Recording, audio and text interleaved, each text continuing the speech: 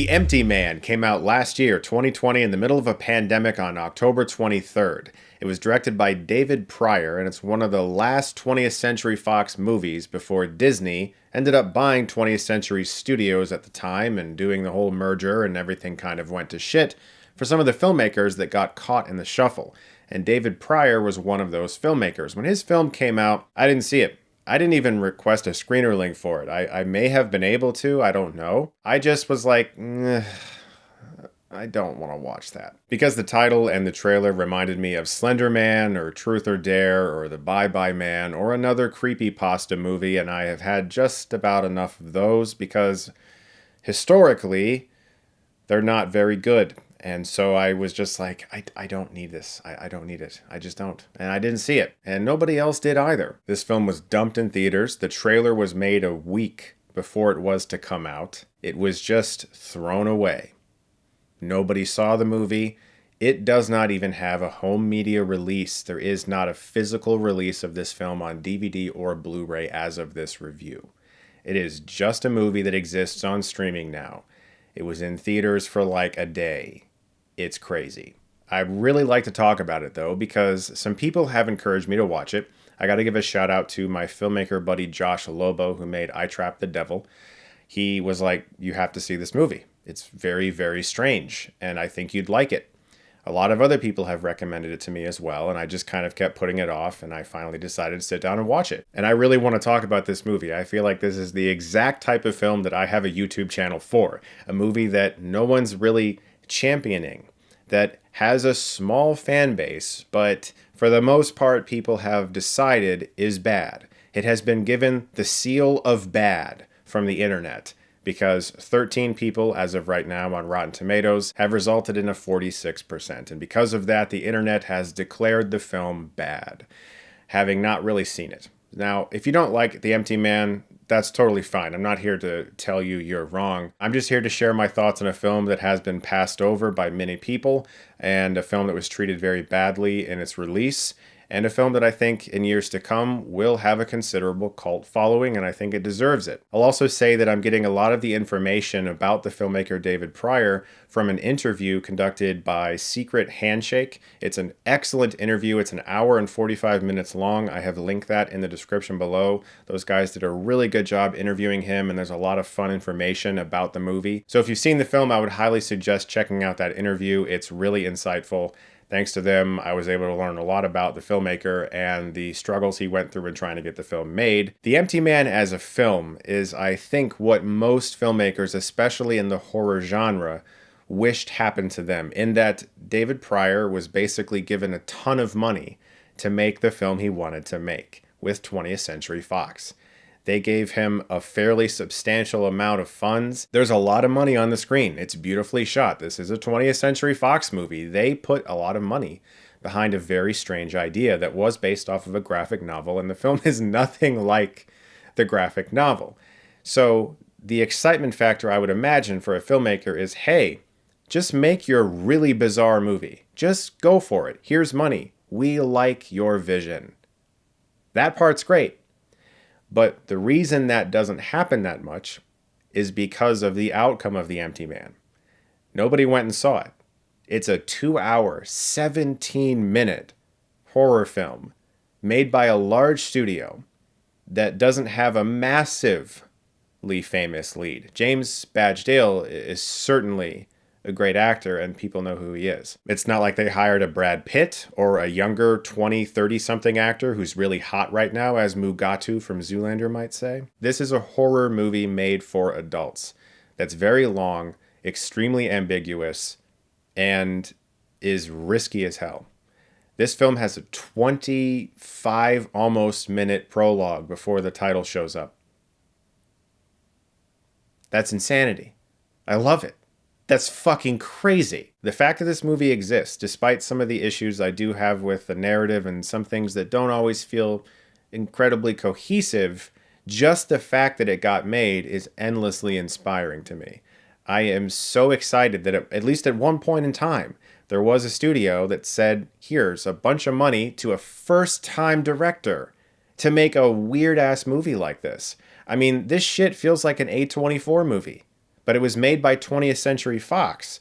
And then Disney purchased Fox, and that's where we run into problems. Because according to that interview, the producers who had Pryor's back, who were like, yes, your vision is cool and it's unique and this is going to be something that is special, they weren't there anymore. Suddenly, there's a 2.5 hour horror movie with not a lot of answers and no humongous stars in it, and a 25-minute prologue without any of the main characters. And what are we going to do with this thing? So they screened it and they hated it. And they said, we're going to fuck up your movie. We're going to cut it down to 90 minutes. We're going to destroy your vision because that's just what we're going to fucking do. They screened the 90-minute version. And the 90-minute version scored worse than the 2.5 hour version. So they said, fuck it, man. Just release your 2.5 hour version. We'll dump it in theaters. Just bye. And that's what happened. Again, I must thank the people at Secret Handshake for that interview because I wouldn't have known that. And that really enlightened me a lot. Watching the film a second time, I mean, I loved it the first time I saw it. But watching it a second time, the respect level went through the roof because I saw, again, a first-time filmmaker who is making a movie that no one will watch in theaters. That it's like guaranteed to fail. Unless you are Ridley Scott or Steven Spielberg or Quentin Tarantino, or some giant person like that. This movie's going nowhere. And it didn't go anywhere. Now, a little bit of history about David Pryor. He got his start working in behind the scenes with David Fincher. He did this Fight Club DVD that a lot of people have. He had all of these great ideas for Fincher's releases. He was able to sort of shadow and watch the way Fincher worked on sets and create really great DVD special features back when like DVDs had insanely good special features you just don't get anymore. A lot of our favorite featurettes on DVDs and home media came from this guy. So he had a first-person look at some of the best filmmakers out there. And watching this movie, it feels Fincher-esque. There's tons of insert shots, lots of use of yellow and green. He had a massively important film school being able to watch Fincher work like that and work on those home media releases. And you see it in this film if you're looking for it. If you have not seen the film, I am going to talk about spoilers now. Please watch it. I must warn you, not everyone's going to like this film. It doesn't have a lot of answers. There are some things that towards the end don't necessarily make 100% sense. There are a few things that I don't understand yet, and I'm still trying to figure out if it's just one of those things you're not really supposed to interpret, and maybe it's supposed to be ambiguous and you're just supposed to decide your own thing, which it very well could be. It's not going to be for everybody, but I do think that it is a film that will have a cult following in years to come. I could easily see this movie being reprogrammed at Fantastic Fest once we have in-person festivals again. I could easily see somebody just being like, we're showing this fucking movie, and getting a new fan base for it. One of the things I love about the movie is the way Pryor connected images. Bridges are in the film everywhere. We have our prologue opening characters who have to cross a rickety bridge to get to this mountainside, where one of them falls down a crevice and discovers this H.R. Geiger-esque skeleton that the director said was inspired by this painting. When we meet our lead character, James Lasombra, he is running on a bridge, and later on in the film, when we get our scene that was basically made for the trailer explaining how the empty man is called, that takes place on a bridge as well. And this meshes with one of the film's ideas that a person can be a transmitter, or in this case, a tulpa, somebody who receives signals and sends them out to other people, and they're all sort of part of this strange cult, in a way, a bridge to each other. And there were other strange visuals that kind of got trapped in my mind, like them spinning these things. I don't really know what they are. And then our hero later spins this umbrella without the actual fabric on it. Or when James is at the doctor and we get this insert shot of his fingers kind of interlocked, it looks like the skeleton in the beginning. There are so many strange things in this movie, visuals that feel very dreamlike. My best comp for it is it's almost like the films Stay and A Cure for Wellness, which are both films that critics declared bad that aren't at all and are very unique and special. And I feel the same way about this film. I also love that it was shot anamorphic. The edges of the frame bleed out and feel out of focus. The structures are slightly distorted, as great anamorphic lenses will do to a film. It looks so, so beautiful. And there's more great hidden imagery, like when James walks past this painting at the Pontifex Institute. That is absolutely the house from the prologue.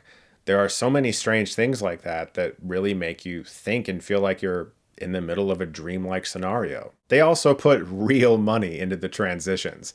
There's a fantastic transition that disappears into a map, into an overhead of trees, and you can actually see the towns and the roads that sort of disappear into the trees. Again, that's very Fincheresque. The film's edit is pristine. There are shots that flow by in a very subtle way that stick in your mind and remind you of things. Like, for instance, in the beginning, you have this woman put a knife right next to the door, and you see that shot for a fraction of a second. The next day, when they leave from that same setup, you see them go out the door, but the knife's not there. It's very smart. It activates that side of your brain that makes you feel like you're discovering things while you watch the movie. It trusts the audience. It respects the audience immensely. And this film has a sequence that I think is the scariest scene that I've seen in a film since Hereditary. And what I love about it is that it feels like a sequence.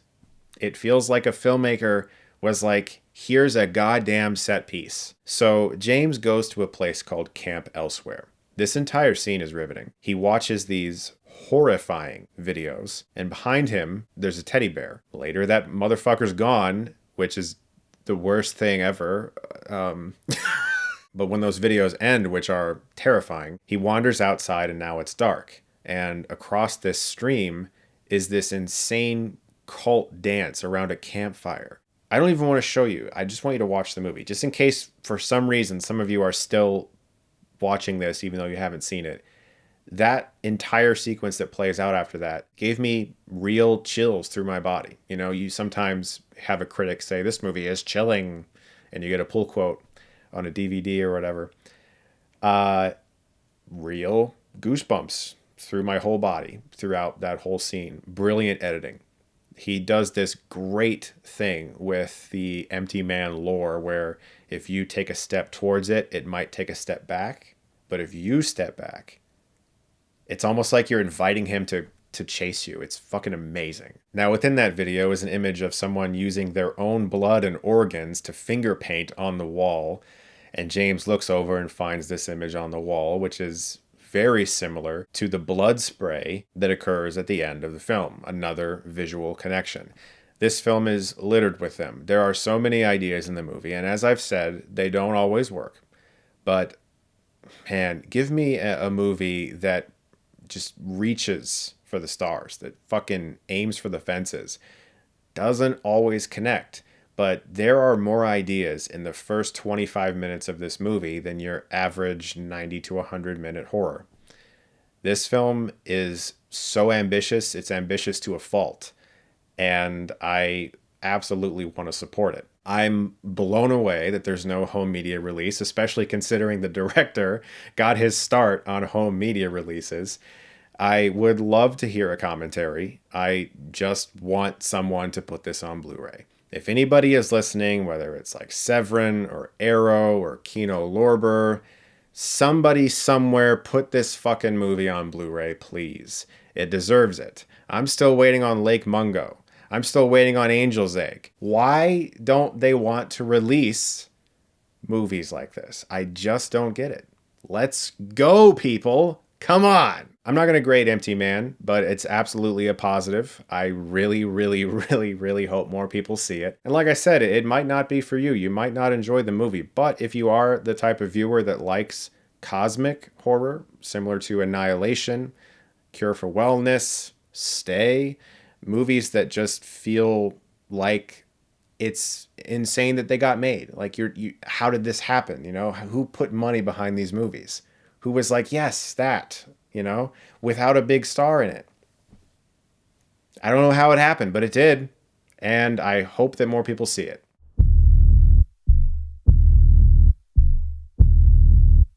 Guys, thank you so much as always for watching. Look forward to more reviews very soon. And if you like this, you can click right here and get Stuckmanized.